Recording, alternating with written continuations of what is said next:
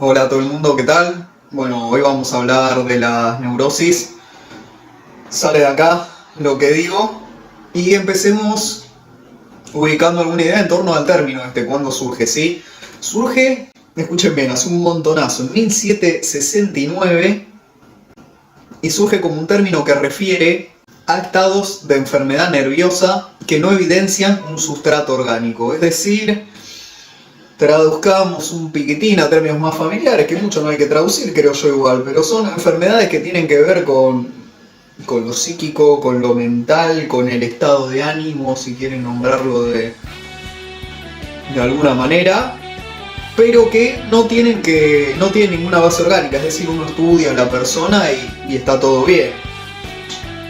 En ese punto tenemos una buena noticia, tenemos una mala de que por ende no hay ninguna pastillita mágica que cure estas cosas, ¿sí? No es que hay el psicofármaco, no sé qué, que me lo dan y es la solución mágica para las neurosis. No, porque orgánicamente el sujeto neurótico está bien, no tiene ningún problema. O mejor dicho, nada de lo que le pasa a nivel psíquico se explica por cuestiones orgánicas.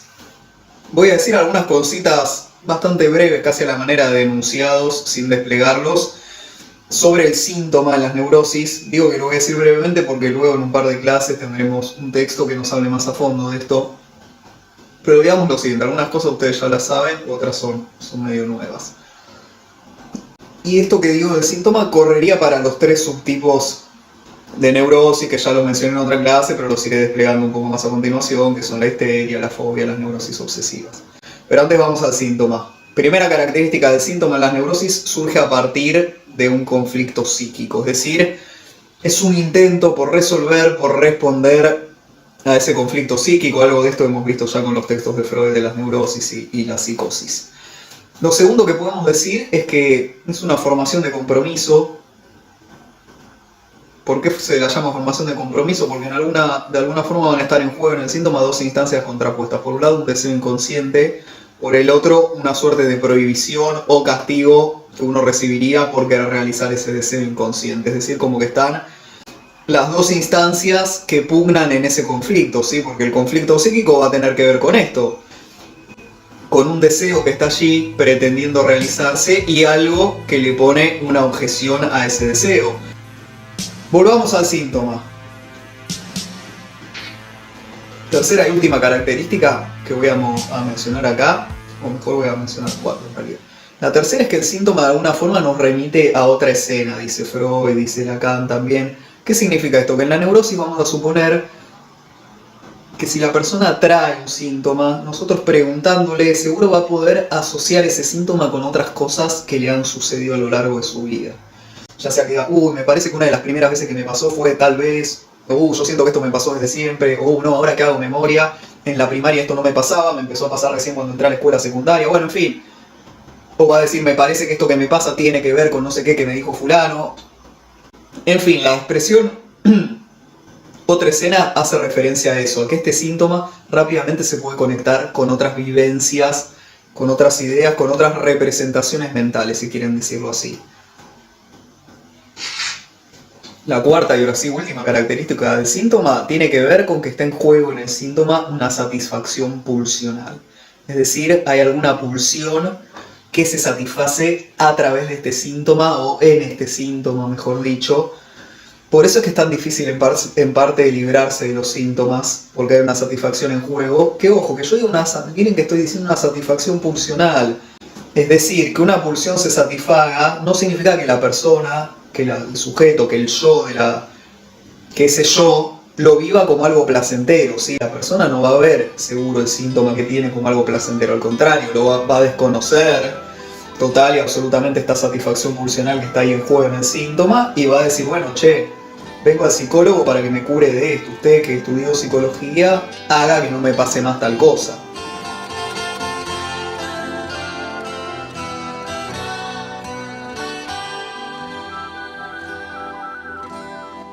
Vamos a hablar ahora de la histeria, que es la primera de estas subdivisiones o de estos subtipos, mejor dicho, dentro de la gran estructura de las neurosis. Dijimos que la otra gran estructura de la que hablaremos mucho este cuatrimestre son la psicosis. Todavía no hemos llegado allí, llegaremos en un par de semanas. La histeria. ¿Qué es lo específico de la histeria? Voy a decir un par de cositas sobre la histeria. La primera, que un elemento característico de la histeria es lo que se llama el síntoma conversivo. ¿Por qué se habla de síntoma conversivo? Porque lo que sucede es que algo que estaba originalmente en el terreno de lo psíquico se traslada o se expresa a través del cuerpo. Es decir, el sujeto histérico se caracteriza por ser un sujeto que presenta síntomas, y algo de esto ya hemos dicho en otra clase, que se expresan a través de su cuerpo. Es decir, pueden ser desde dificultades para caminar, por ejemplo, cuando no hay ninguna razón orgánica para tener esa dificultad para caminar, es decir, no es que ni que se desgarró, ni que se rompió un hueso, ni que tiene una lesión, no. Va al traumatólogo, al médico que haya que la pierna está bárbaro, sin embargo la persona no logra caminar bien. O otro súper típico que presentan muchísimos sujetos histéricos es que ante determinadas situaciones o casualidad cuando tienen que decir algo que les resulta significativo, se quedan sin voz mágicamente, o como que sienten una especie de nudo en la garganta que les impide decir eso que quieren decir, generalmente cuando tienen enfrente a la persona a la cual deben decírselo. Eso también es algo para lo que no hay ninguna explicación orgánica, en tanto que la persona en otras situaciones habla perfectamente, logra expresarse, logra decir lo que tiene que decir, etcétera, etcétera. Sin embargo, en determinados momentos le pasa eso, pasado ese momento vuelve a hablar sin ningún tipo de problema. En fin, son ejemplos nada más, no tengo que decir que no significa que todos los síntomas tengan que ver con piernas o con gargantas o con no poder hablar, son ejemplos que yo les estoy trayendo, que se me vienen a la cabeza a medida que grabo el video. Lo importante es entender, porque yo dije hace un rato que algo psíquico se expresa a través de lo corporal. Bueno, es por eso, porque este síntoma, este no poder hablar, este no poder caminar, tiene como un valor simbólico, es decir, algo nos está queriendo decir de alguna forma ese síntoma, algo que la persona no está pudiendo poner en palabras, algo que no está pudiendo resolver a nivel de su psiquismo, se termina diciendo a través del cuerpo. Con dos aclaraciones importantes. Por un lado, que cuando hablamos de histeria, el cuerpo a nivel orgánico estaría sano, eso es importantísimo, grábenselo en la cabeza. Y más bien estamos hablando de otro cuerpo, un cuerpo que tendría que ver más con las palabras, más con el lenguaje, más con lo que nos hace específicamente humanos, y no con el cuerpo de la biología. Yo sé que dicho así esto del cuerpo probablemente no quedará del todo claro. Anótenselo ahí en sus cuadernitos y lo charlamos en Zoom, ¿sí? Pero decía, por un lado, esa es la primera aclaración que hay que tener grabada en la cabeza desde hoy hasta el día que rindan el examen final y en lo posible hasta el último día de sus vidas. Siguiendo con esto del síntoma conversivo, del síntoma que se expresa en el cuerpo, agreguemos un par de cositas más. Por un lado, que la histeria sería distinto a la hipocondría, en tanto que ahí faltaría la conversión. La hipocondría, saben lo que es esta gente que por ahí constantemente cree tener una enfermedad. Tampoco es una enfermedad psicosomática la histeria, es una expresión que habrán escuchado seguro, la de enfermedades psicosomáticas, porque ahí en las psicosomáticas sí podemos encontrar algo del organismo que no está funcionando bien. El ejemplo por ahí más claro sería, no sé, como una persona que está sometida a mucho estrés. Bueno, ese estrés le afecta, no sé qué neurotransmisores, qué sé yo, qué historia, que pone a funcionar algo que no me acuerdo de la explicación, estoy chapuceando un poco, pero bueno, la cuestión que no sé qué cosa termina produciendo el organismo, que eso como que puede irritar tipo las paredes del estómago y demás, y que la persona empieza a tener toda una serie por ahí de problemas gástricos, intestinales y demás, que a ver, tuvieron un origen psíquico, porque en el principio lo que hubo fue mucho estrés que esa persona padeció, pero ese estrés terminó afectando al cuerpo real. Mientras que en la histeria no está afectado el cuerpo real, no hay ningún neurotransmisor, ninguna hormona, ningún hueso, ningún músculo, ningún nada que esté dañado. Para ir terminando con la histeria, digamos que otro elemento clave de este subtipo dentro de las neurosis es pretender sostener el deseo como insatisfecho. Dicho de otra manera, hacer algo activamente pero sin ser consciente de eso, para que permanezcan insatisfechas aquellos deseos que la persona tiene. Si se acuerdan en la clase que introduje este tema de las estructuras, dije que las estructuras podíamos pensarlas como distintas maneras de vincularse con el otro, con la sexualidad, con el propio cuerpo, con el deseo. Acá ya dije algo de cómo se vincula la histeria con el propio cuerpo, también estoy diciendo algo de cómo se vincula con el deseo. Con deseo insatisfecho, ¿qué viene a hacer? Viene a hacer algo tan claro y simple como de alguna manera poner trabas, poner obstáculo a que se concrete aquello que desearía.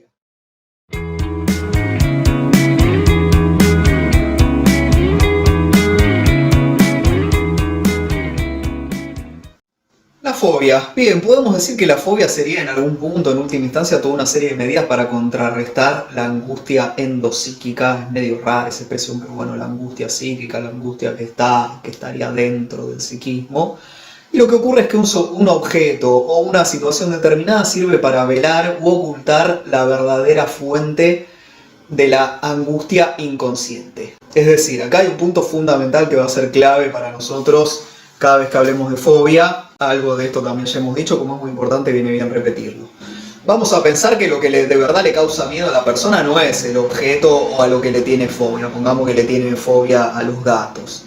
Bueno, no es que el problema es con los gatos, sino que vamos a suponer que hay alguna otra cosa que se asocia para esta persona con los gatos. Acuérdense del síntoma como otra escena, es decir, que si ponemos a hablar a la persona sobre los gatos, nos va a ir conduciendo a otras razones donde el miedo que siente tan intenso se presente como mucho más racional, como mucho más comprensible. Porque a veces, viste, por ahí los gatos, bueno, podría ser gato te puede rasguñar, qué sé yo, ahora pongamos, no sé, que le tiene terror a los aviones, que no logra subirse a un avión. Uno podría decirle desde los datos duros, bueno, che, mirá, la verdad que el avión es muy seguro, se cae uno cada muerte de obispo, así que estadísticamente tenés mucha más chance de matarte en un auto, en un micro, en una bicicleta, caminando por la calle como peatón, mismo en tu casa por ahí porque te tropezaste con un banquito, te subiste una alacena, te la diste y te cagaste muriendo, que en el avión. Y sin embargo la persona puede hacer todas esas cosas, puede subirse al auto, puede caminar por la calle, puede subirse al banquito para agarrar algo de la alacena y lo hace sin ningún miedo. Ahora bien, llega el avión,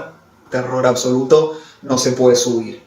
Es decir, ahí uno se da cuenta, si uno más o menos no es muy bobo, digámoslo así de esta manera, se da cuenta que hay algo allí que hace ruido, que no termina de estar claro y que ese miedo en realidad hay que reconducirlo a alguna otra cosa.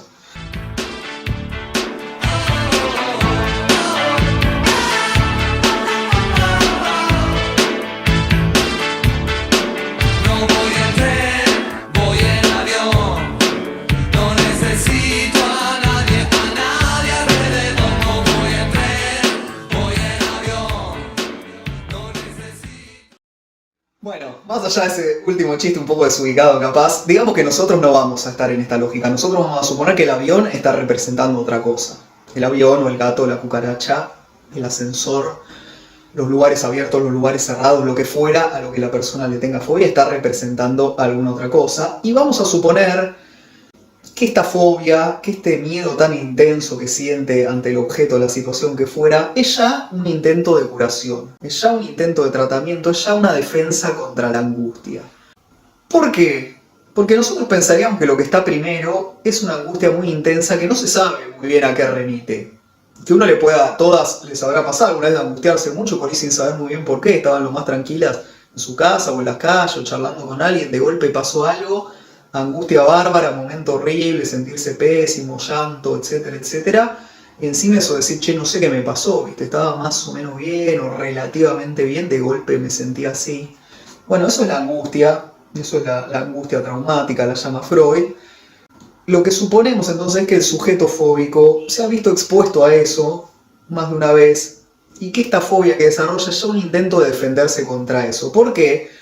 Porque una vez que desarrolló la fobia, como dijimos al principio, todo queda condensado ahí. Todo lo que lo atemoriza, todo lo que lo angustia queda representado, queda encarnado en el gato, en el avión, en la cucaracha o en el objeto que fuera.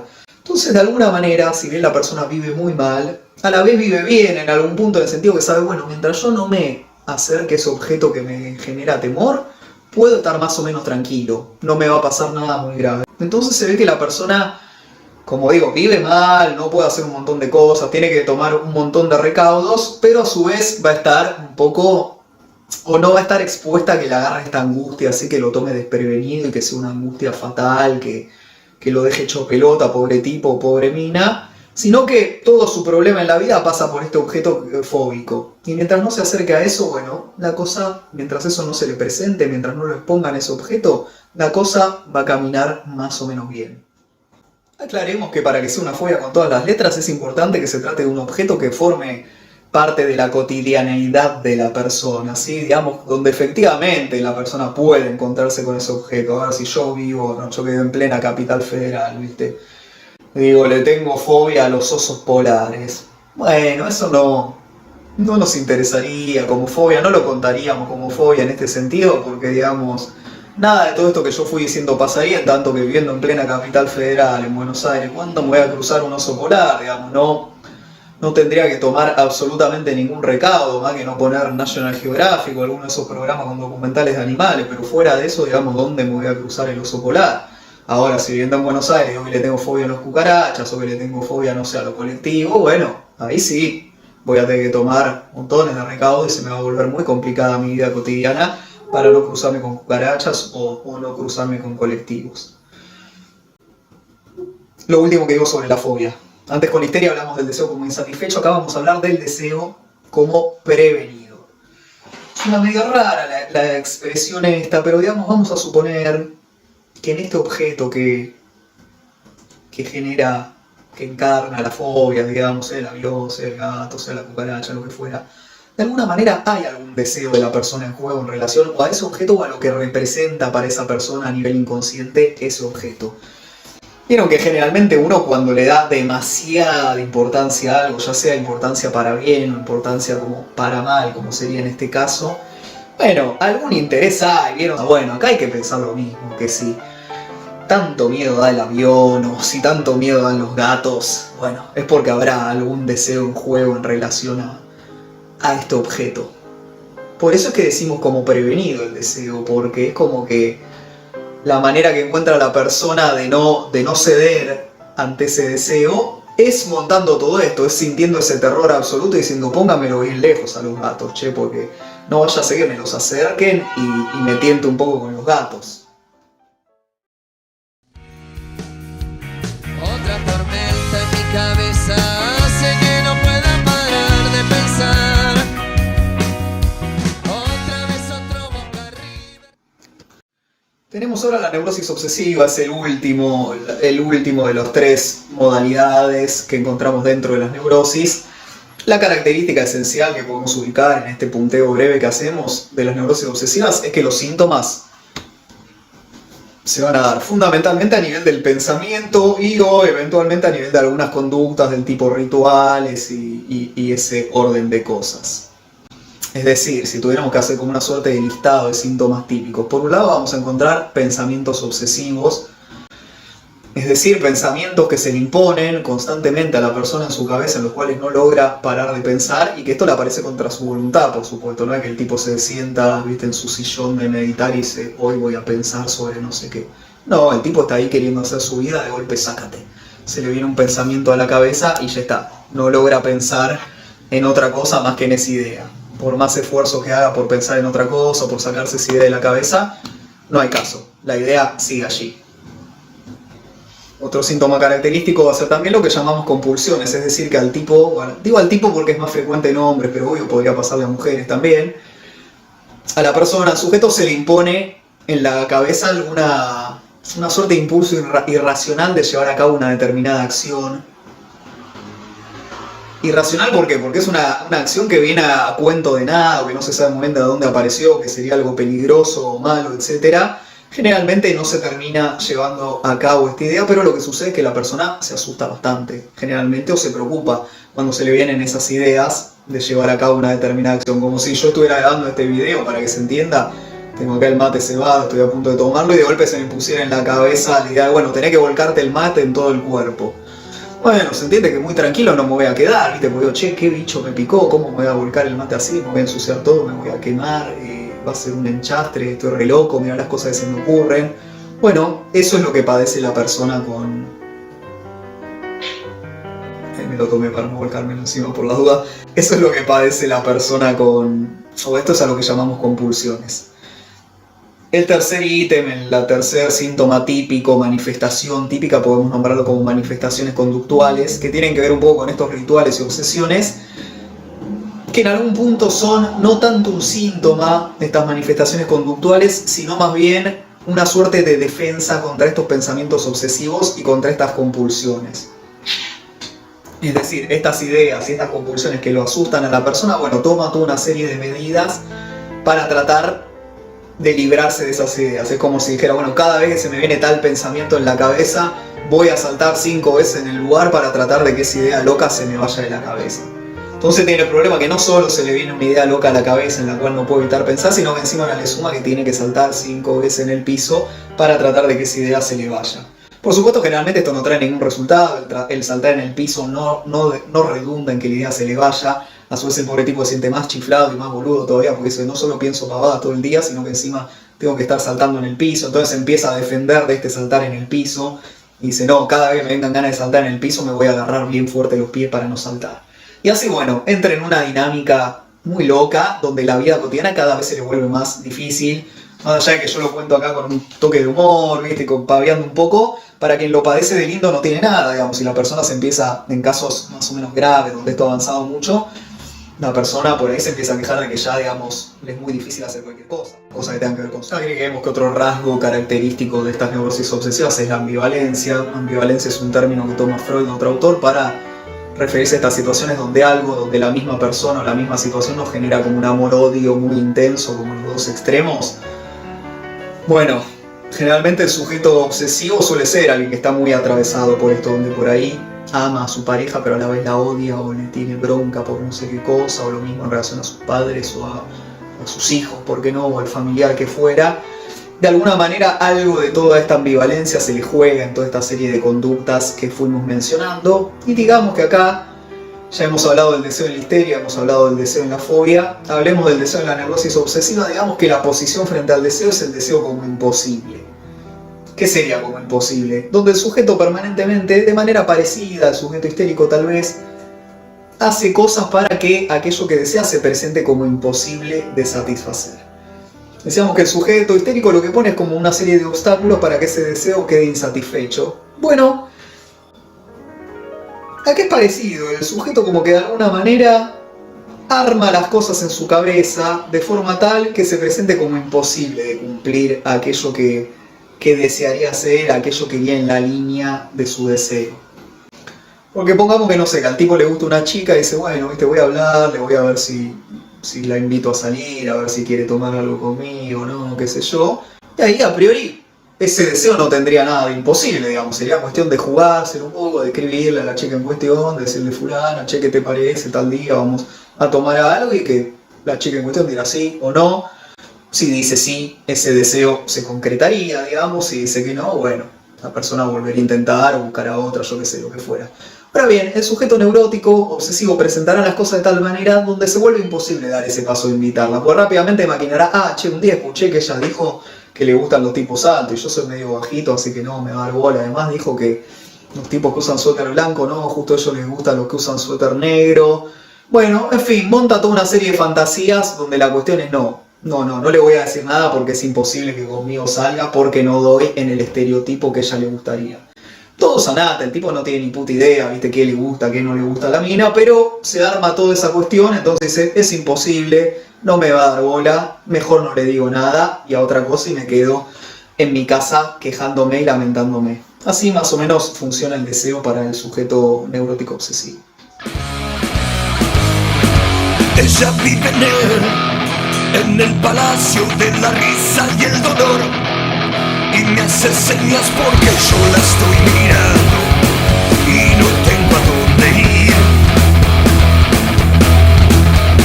Sé que me dirá que estaba sola porque nunca me encontró, y porque ella ha besado a la muerte con los labios del corazón. Ese pobre corazón que se muere por vivir, las cosas que hace, se manda con todo a todo, siempre le fue fiel y ha tratado sin razón de poder.